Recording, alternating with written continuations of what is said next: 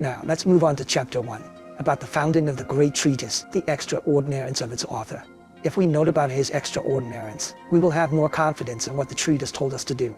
So, what he says is a summary of essential instructions, all the way to enlightenment. These instructions are derived from the ornament of clear realization by the Noble Maitreya, which is a compendium of oral tradition in Buddhist instructions. The treatise's content does not go beyond the ornament, while specifically relies more on the lamp for the path to enlightenment as the main source.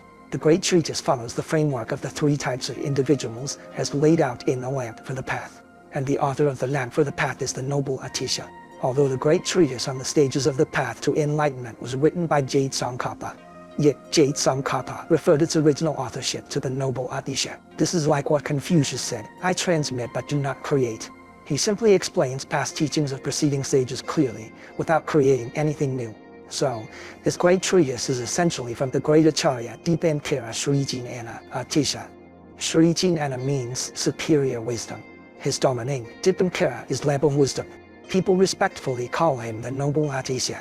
He is widely honored as the glorious Atisha. Why is Atisha so extraordinary? Why did he achieve such realization? Especially in his lamp for the path, he demonstrates the excellence of his structured teachings. The stages of his own realization can be seen in the lamp for the path. He had a comprehensive understanding of Buddhism. What was so special about Atisha? We begin with his noble birth. He was born into royalty, as described in the 80 verses of praise by translator Nak So, who was sent by the Tibetan king Ye Sheho on a second mission to India. He composed the 80 verses of praise to extol the noble Atisha. He says Atisha came from the eastern land of Sahor, which is in modern-day Bengal. The area was called Vikrampura, among which there was a capital city called Golden Banner. The royal palace was vast and magnificent. It had many palaces. He was equivalent to a king as that in Midland, China. The king's name was Kalyanasri, and that was Atisha's father. His mother's name was Prabhavati. They had 3 sons, Padmagarbha, Kendragarbha, and Srigarbha. Srigarbha became a monk. His ordination name was Moon of Diligence.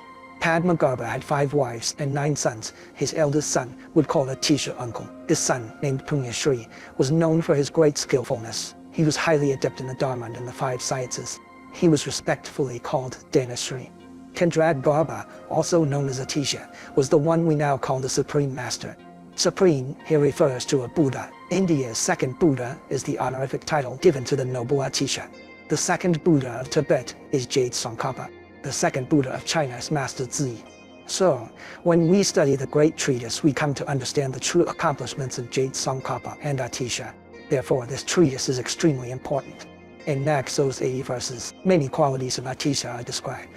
As royalty, he received the best education from childhood. Atisha, by age 21, had mastered the 64 arts. These include 7 types of vocal music, 18 musical instruments, 30 engineering skills, and 9 dance techniques. He excelled in engineering and eloquence.